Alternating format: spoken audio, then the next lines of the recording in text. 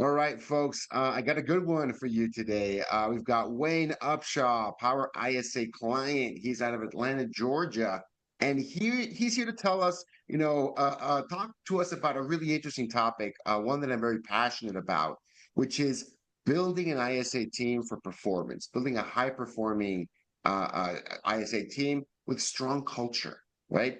So I think it's a topic that's overlooked. I think it's one of the key factors of success for a lot of folks that thrive with ISA teams. But I think it's an easy one to miss for a lot of folks. You might think, oh, I've only got one ISA. I don't need to focus on culture. I don't need to focus on team. I think I disagree. I'm pretty sure Wayne would disagree too. We're going to talk about that and what the outcomes you can achieve if you have a strong ISA team, strong culture, and kind of what that entails. So and the results, the Wayne has gotten from that. So Wayne, thank you so much for jumping in here today with me. Why don't you give people, a quick intro? Who's Wayne Upshaw? Tell us about your market and where your business is at right now.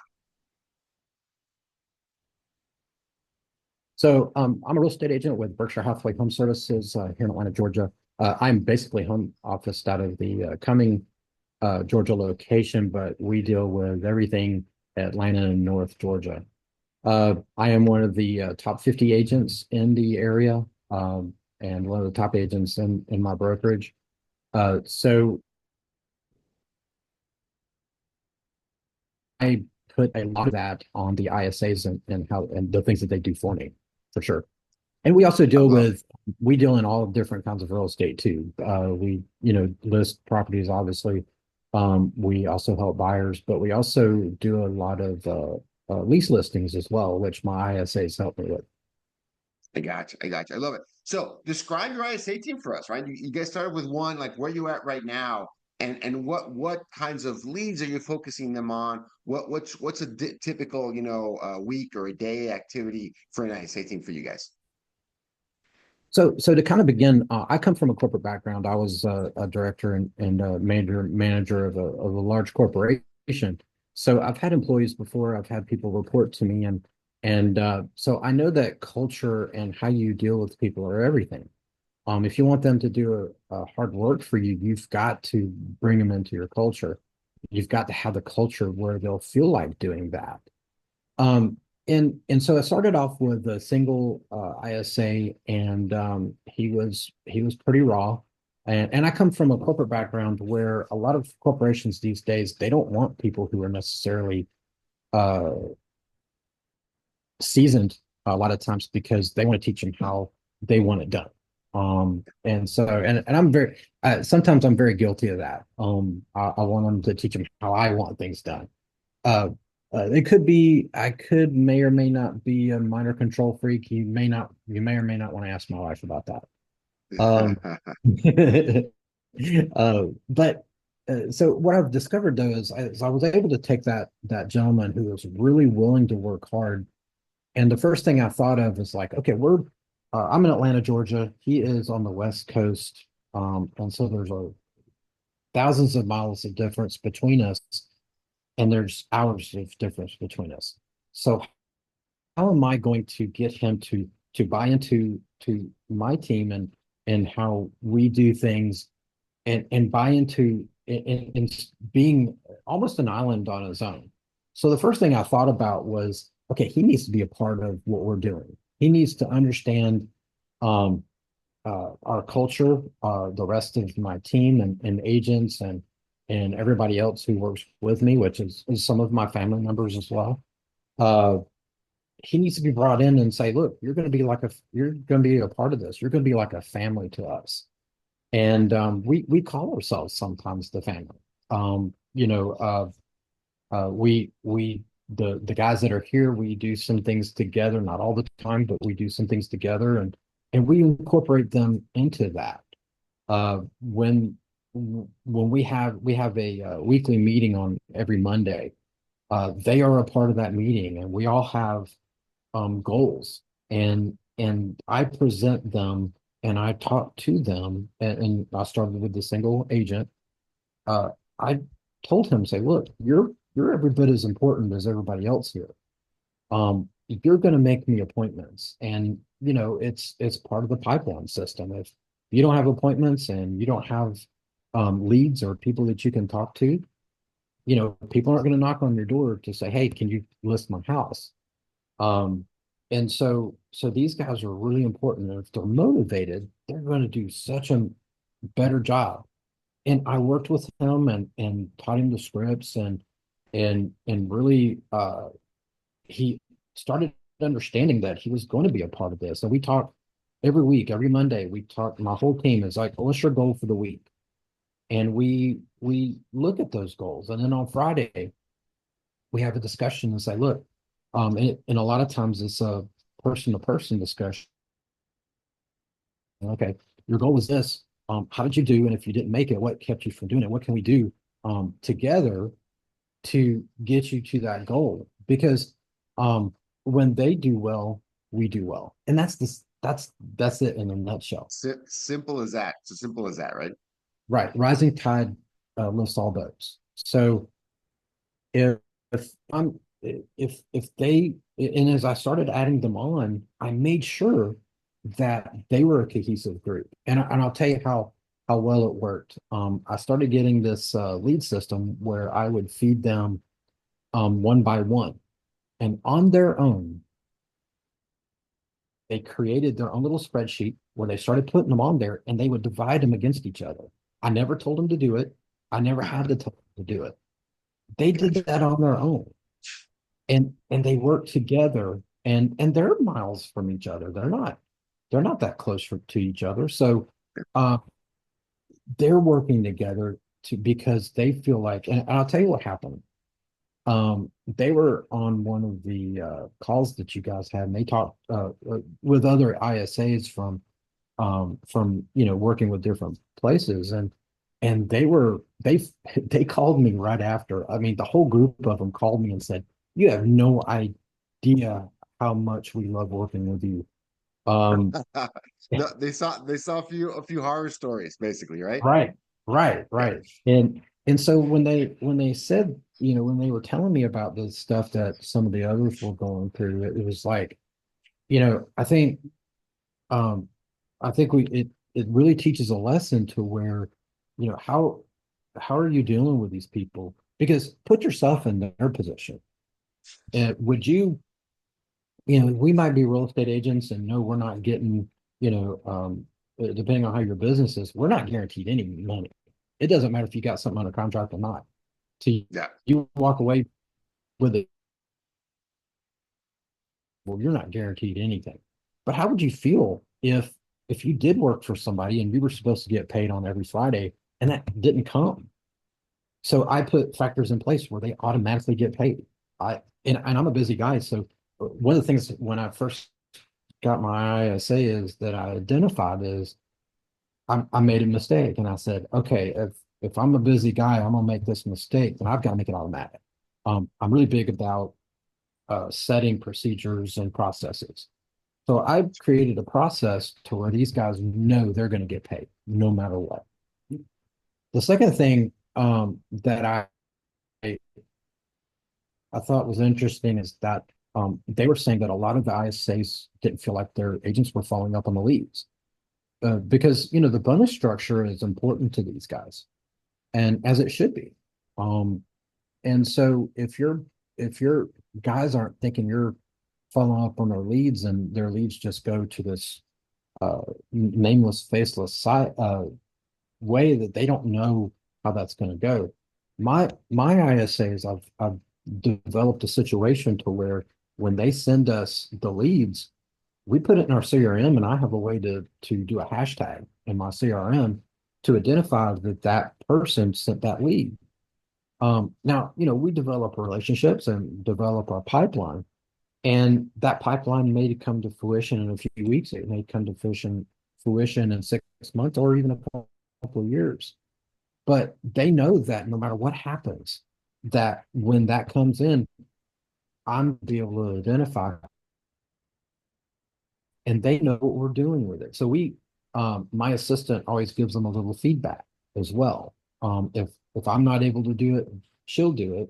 So they know what's going on with that lead, and they know that when they make a call and they make a relationship, it matters. And that it matters not only to us, but it matters to them too, because hey, we come to this from an aspect of, and I really drive this home to my whole team. We're trying to help people. The money in real estate, if you're not trying to help people, I think you'll fail. And I teach a lot of classes, and I do what's called a fireside chat with brand new agents. And one of the first things I tell them is, if you're in this to just make money, you're going to fail. If you're in this to help people first, the money comes. And so I drove that home to them. And when I was able to take that and because I give that to them, my first reaction to them is, how can I help you be successful? How can I help you do this? What do you need from me? And that way they have passed that on to the people that they're calling. And in Atlanta, and I suspect in the Southeast, it's a little different than a lot of the rest of the United States. If you come here and you try to make a uh really hard sell, most of the time you're not going to be successful. We're a lot more laid back here. I wouldn't say life is slow. Atlanta's a major international city, but you're just it's just not we're just not the kind of people that will answer to that hard and fast paced sell. So we are more relational and relationship driven. I tell them how to, you know, get people comfortable with you, and the one of the biggest things I'll pass on to the agents know how to reach people. I've been doing this already. If an agent knows how to size people up, to read them, to understand what their pain points are, if you pass that on to your ISA, it's going to help them tremendously. Once I was able to do those kind of things, they blew up. I mean, I was getting lead after lead after lead, appointments and things of that nature. And we started getting a really tough problem. I wasn't able, I didn't have enough time to go into one appointment to the other. So darn, that's a hard problem to have, right? Oh no. What do we do? Too many appointments. Oh no, right? Right, right. Yeah. So, and it's all because and I'll tell you what happened the last couple of weekends.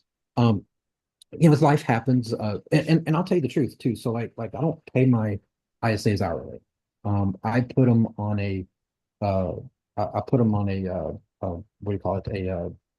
Uh they they get a set fee every week. They get a set fee, which turns out to be the same price as you would do it A full hourly. shift. And they actually, yeah, and they actually appreciate that. But I also know, working that way for several years in my own in my own life, you've got you got kids need to go to the doctor or whatever.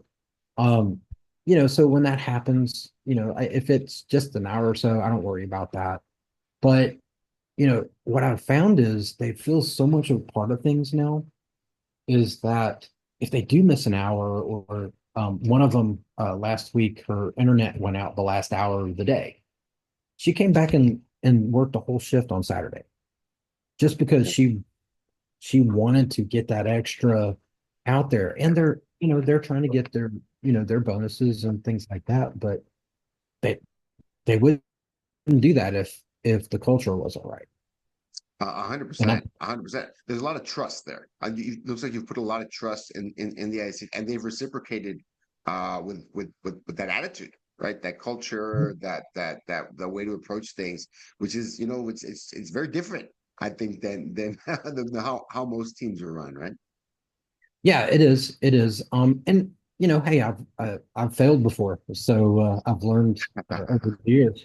But yeah, if people aren't valued, um, and they don't feel like they're working for a greater cause, then they're just going through the day. But if they feel like they're doing something bigger, a cause bigger than themselves, um, and they're a part of something, you always have people that, aren't going to work out. But for the most part, if people feel like they're doing something, worthwhile and for something else, they're going to really work hard. And I'll tell you something else too. Like, one thing because I know a couple of other agents that have some people that do phone calls for them, and they say, well, that's just their stuff now. That's their uh their line. They're supposed to learn and all that kind of stuff. Well, you have to remember this is your business. If I was talking to an agent, I would tell them, you have to remember this is your business. You own this business. And whether you like, whether you realize this or not, these guys are now part of your business.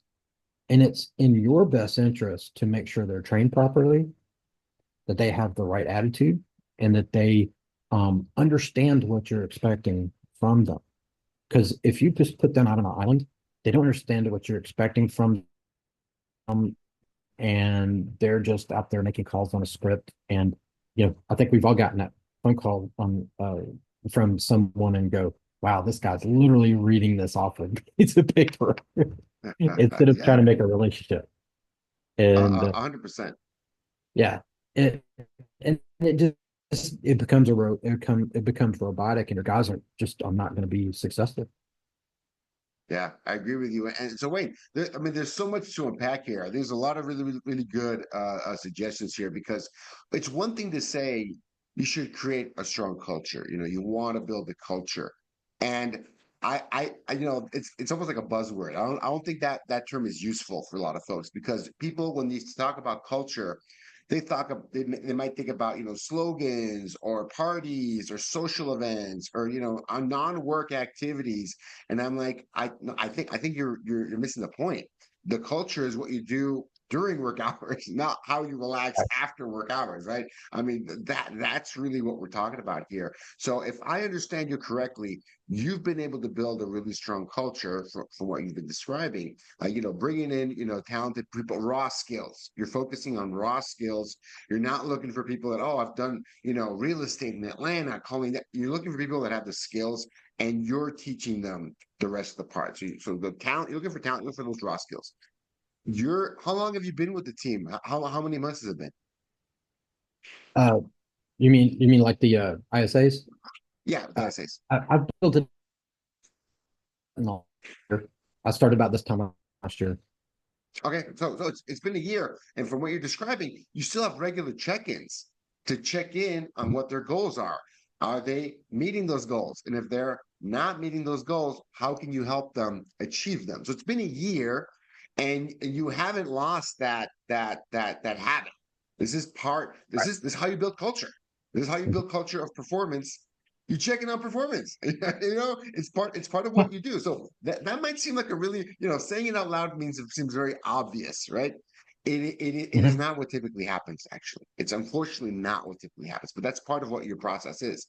Another big chunk you mentioned, and I can't, overstate the importance of this. You make sure your people are paid on time, right? So got my hand raising thing here on Zoom. So yeah, I am raising my hand, right? This is an important point to make. A lot of folks don't handle that well, right? A lot of agents will go, oh, when the agents are in charge, not all of our clients are in charge of payroll, thank goodness. But a lot of them are. They handle their own payroll, they manage their team. And oops, I forgot payroll. Oh, I'll do tomorrow. Oh, you know what? Oh, I'm out of town. I'll do it Monday, right? Oh, I forgot on Monday. Let me just do it Tuesday, and then we're good, right? We're good, right? We're good. And it is a really clear way to say doing something like that is a very clear way to say that the person's not important to you. Okay. I can't think of another way to describe it. That's not important. And I don't know. I don't know what else to say about that, right? In Well, some parts of the US, it'd be illegal to do that, right? You could get a fine for paying someone. well, Oops, I forgot to pay you. I'll pay you the next day. and You can't do that, right? So I put it I think even it's a more big like part this. of it. I put it like this. I tell real estate agents all the time. And I tell some of my clients this all the time.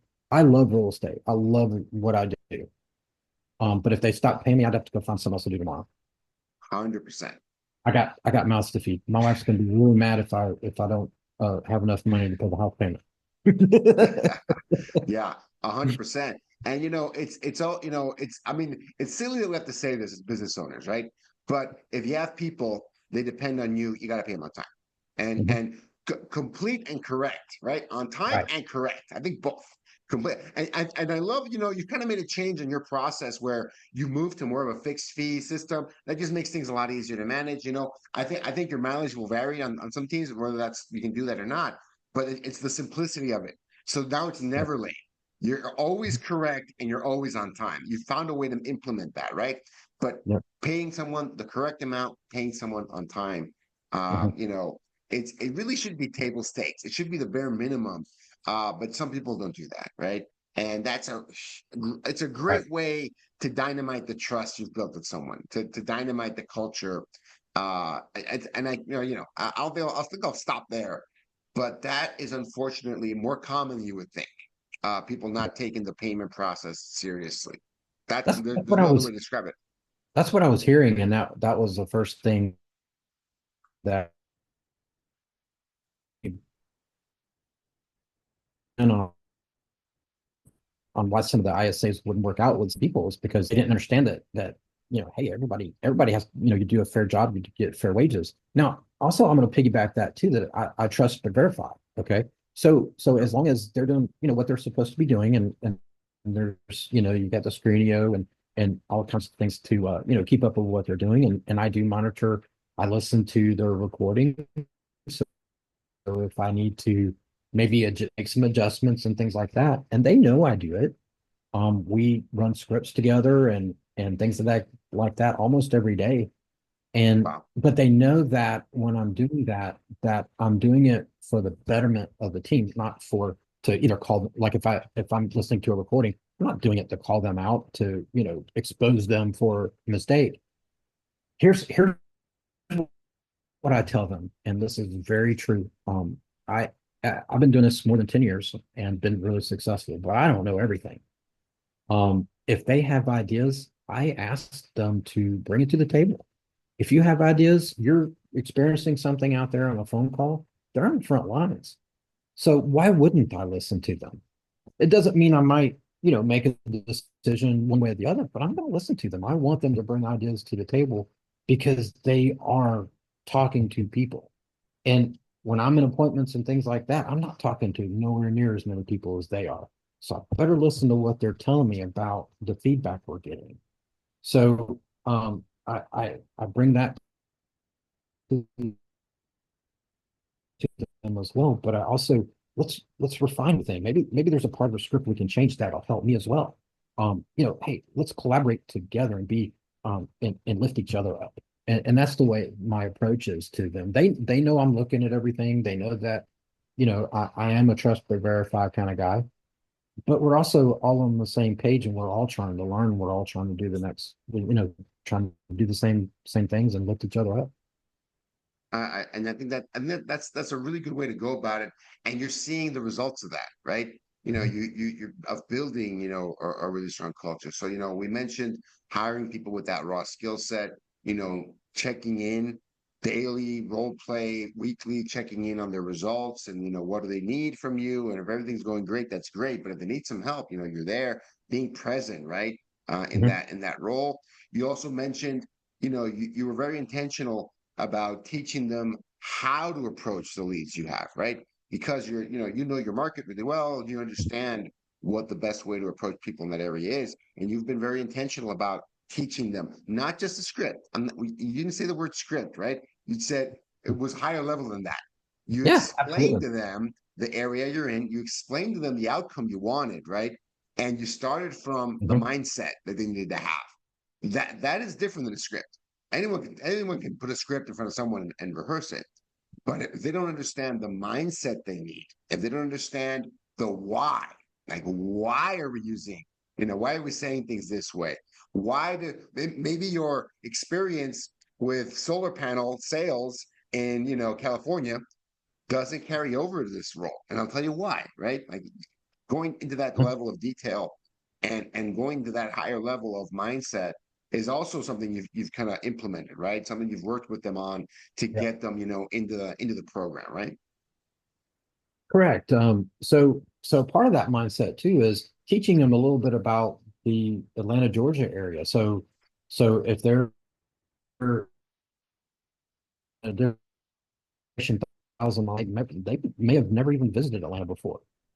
And I've lived here all my life. I know exactly how things work and how international we are. A lot of when I got my first ISA, he was very worried him about being able to relate to people from Atlanta because his um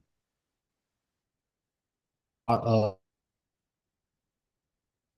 people that were here. People, it's not like you think it is. And so I was able to enlighten him in the culture, and he relaxed a little bit.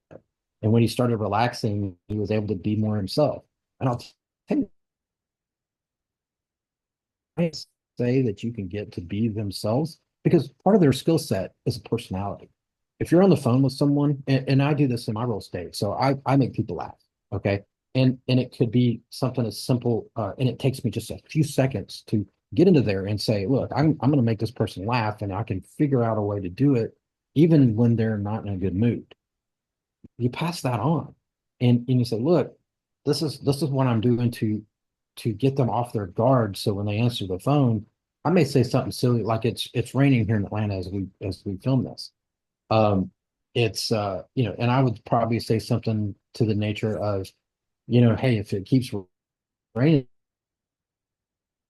hey, my neighbor may know it. I think he's starting to build a boat. And that most people when they're on the phone like that, it cracks them up a little bit and it relaxes them. I've taught them things like that to be relatable, to have a personality. That it may not be my personality, it's their personality. And I want them to utilize their personality to because everybody has something about their personality that's enduring. So what is that? Find your voice with that script, and then know, people know authenticity. And if you're not authentic, they'll know it and they'll ignore you. And so how do you Yeah. get authenticity is through the relationships and getting them to be comfortable enough that hey, look, we're all in this together. So be authentic, be yourself, and get on that, talk to them as you would talk to a friend. And that when they really get that and they grasp that, that's when they turn the corner and go, well, you know what? Wow, this works. And people aren't fussing at me nowhere near as much as they usually do. That Because you get you know, you get jerks every once in a while, but um and I even taught them and they're utilizing some things like this. I it's this is more to me than just real estate. If you're not willing to help somebody, you're not going to be successful. And I know I've said that probably what 20 times on this call. But I had a guy one time call me back and absolutely ripped me up on a voicemail. And it was funny because I was in a populated area with great cell phone service, but it went to voicemail automatically for some reason. Now, I, my beliefs are, it was a God thing because if he'd have, and called me up on the phone and said some of the things he said on my voicemail, I might have responded back. maybe, maybe. I'm a human being too. Um, but then I waited for a few minutes and I thought about it and I thought about it. I said, for this guy to take the time to find my phone number and call me with that, he's got more going on than he's got more issues than he has than the real estate thing. Then we Yeah. bothered him with the phone call, you know. And so I gave it a day or two and I called him back. I called him personally and I said, look, this is not a phone, this is not a sales call. I'm calling you directly from person to person. And I talked to him. I said, look, for you to take the time to find my phone number and to call me back like this, it tells me that there's something else going on. I said, are you okay? Oh, And wow. and so when I did that, all of a sudden he comes and says, well, I am having some struggles. And we started talking and things like that. And now we talk probably about once a month. Wow. Holy. So you took one of your haters, and you had an actual like human connection with them. Mhm. Holy cow, that's a first. That's a first, I have to tell you. Right? I've been doing this a long time. I don't think I've heard of anyone ever doing that. And they, and kudos to them. They showed a lot of vulnerability there too, right? They're Yeah, like, you know yeah. what? The way you approached it, the way you said it, probably sounded for real for them, sincere, right? Because someone can take that the wrong way, like, oh, I think you're struggling. Why you mean that? They can even get more mad. But you delivered it in a way that seemed sincere. They're like, you know what, you're right. Well, I agree with you. it turns out he was going through a divorce, and that Ah, a couple of attorneys had given their phone number out. So agents were calling anyway, and we weren't a part of that. And so, so I was able to discuss it. And they're not even selling their house. But when he does, who do you think he's going to come to? Because I was a human being to 100%. him. No, or someone he knows, like his friends, family, neighbor, and his ex, who knows, right? I mean, they're Right. gonna go, hey, this guy's great. This guy does, he's in it. He actually helped me out. He was in it. He saw me as a person. Saw me as a person, right? Right. Which can be hard to do, right? Especially in a situation like that, as emotionally charged as that, right? Mhm. Absolutely. And we can be so involved in and I'm preaching to the choir here. We can be so involved in trying to scale right, this person that we can skip that part. And I think we do it at our detriment sometimes. I mean, this video kind of went from ISAs to real estate agents. We got to make sure we're doing, Got deep, right? Yeah, but Wayne, I think it's we're also doing a sign, right?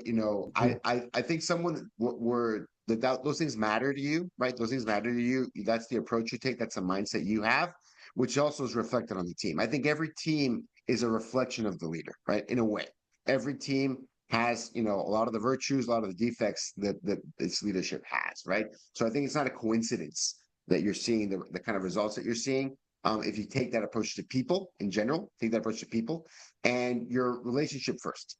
Your relationship yeah. first. You're not appointment first. You're not, lead first, like timeline first. You're if you take an approach of being relationship first, you're gonna have a lot. You can always Mhm. talk to people. You can always have conversation. You can always have a conversation. If Right. your immediate goal isn't the appointment, right?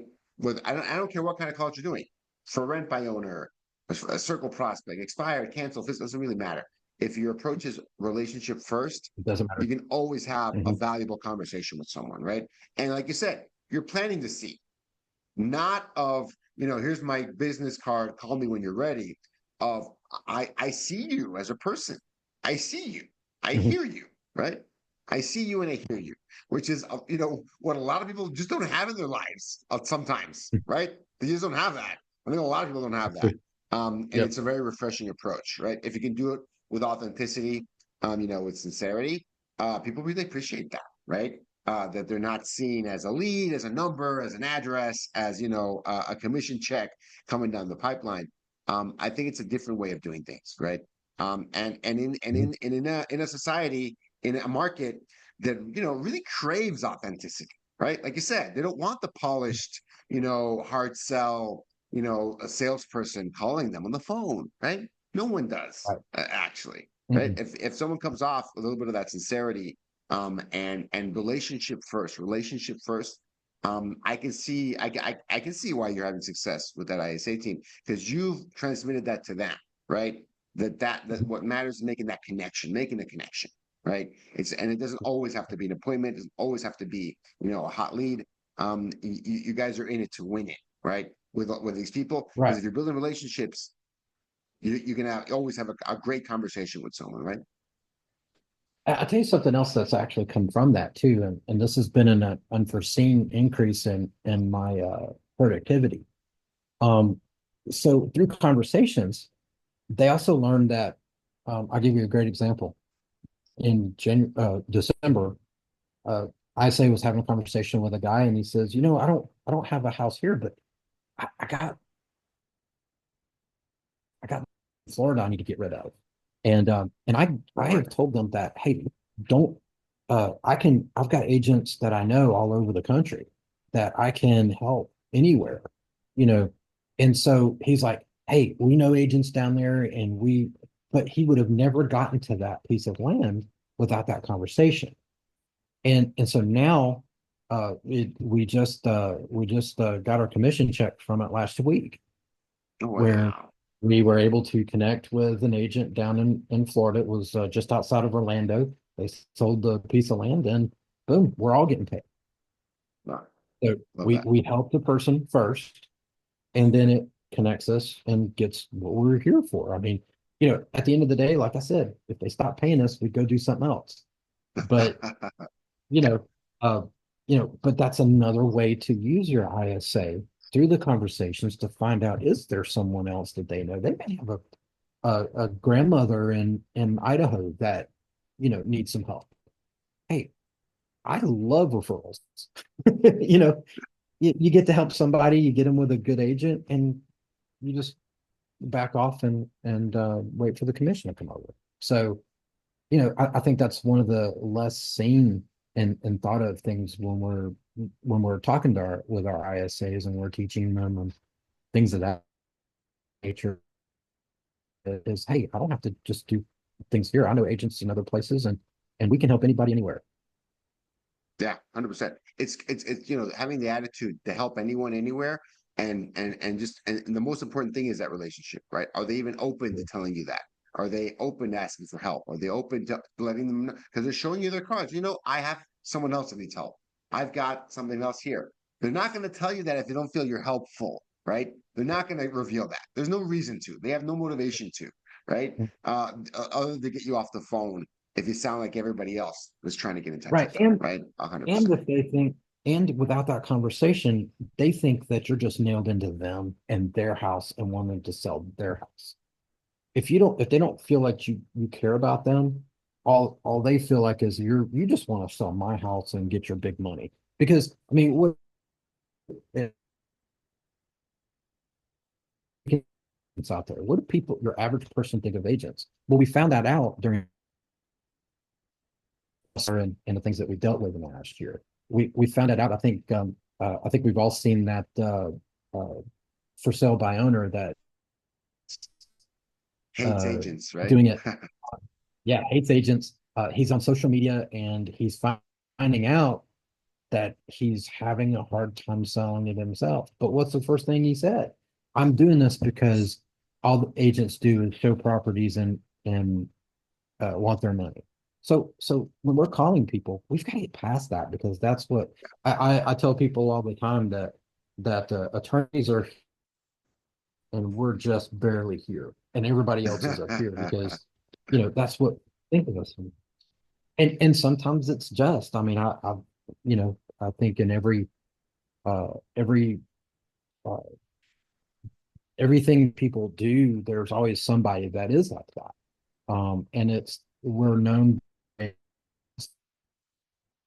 by the worst of us, not by the best of us, because people will always, and I think it's that typical psychological thing where people always will remember the bad things you did, but not necessarily the good things you did.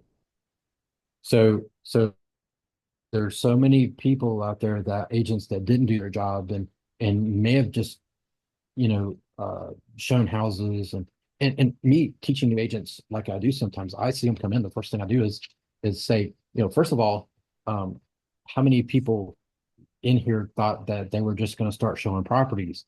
And you should see the hands that get raised. I said, if you don't pick this up, you're not going to be successful. If you can't call somebody on the phone, you're done. And then I give them the typical statistics. 85% of agents fail in the first 5 years. And the reason for that mostly is because they can't use this. They're too scared to make the phone calls. And so the ones that do get some success and know that, hey, this is my best way of reaching people, or one of the best ways to reach people, and they start getting ISAs, they forget about that. They forget about what they've done, and they say, well, these guys got the scripts, and they're kind of thrown to the wolves. And I just maybe it's the control freak in me, or it's the person who really wants to see these people do well. And again, when they do well, we do well. It's a 100%. simple. So Wayne, I appreciate your time.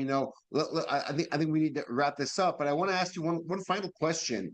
If you're let's say you're speaking to other leaders of ISAs, other team leaders, other agents that desire to build a stronger culture, the desire to build a better culture.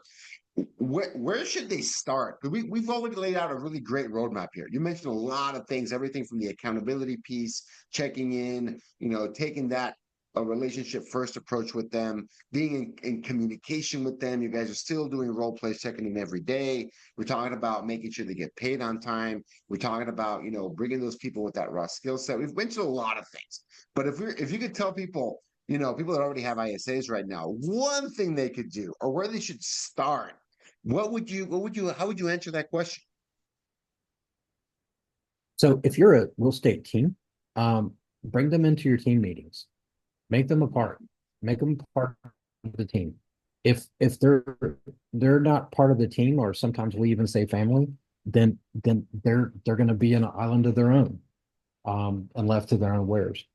The second thing is to make sure that they understand that them getting paid correctly and like clockwork is as important to you as it is to them. 100%. And when they understand that, they they I've seen the change. When they understand that them getting paid is as important as to me as it is to them, their attitude changes right away. 100%. I love that because I think it's that statement of treating them like they're a member of your team, like they're right there with you, right? Because a lot of things people will do to virtual, staff is I feel it's they never do that to someone in front of them. I really don't think so, right? So treating them as if they're right there with you, right? As every other member of your team, it goes such a long way. I get, and that's a great starting point. It's a great one. It's easy to Wayne. be a keyboard warrior. Yeah, 100%. Yeah, yeah. Agree. Awesome. Wayne, appreciate you. Thank you so much. If people want to continue the conversation, get in touch with you, send you some referrals. What's the best way to reach you? My email address is Wayne WAYNE dot Upshaw UPSHAW at B as in boy HHS as in Steve Georgia spelled out.com, or my phone number is 678-517-0231. Call, text. All right. All right. Awesome. Awesome. Thank you, Wayne. Appreciate you. Appreciate your time. This has been a great conversation. There was a little bit of lag here and there. You guys have got some bad weather out in Atlanta, but I still appreciate you making the time and giving us sharing a lot of these nuggets. Such a great stuff. I'm going to make sure that everyone watches this. I'm going to recommend that our staff really recommend people check out this video because I think we went deep. Not just the topic of culture, topic of mindset, topic of relationship, being relationship first, and how that is displayed in a bunch of different ways. I hope everybody watches this and gets a great nugget. And you should here one last recommendation: you should rewatch this because we covered so many things on this video. I Yeah. think every time you watch, you're going to pick up on something different, right? So I really recommend you folks check this out. So Wayne, thank you so much. Appreciate you, Yep. man. Thank you.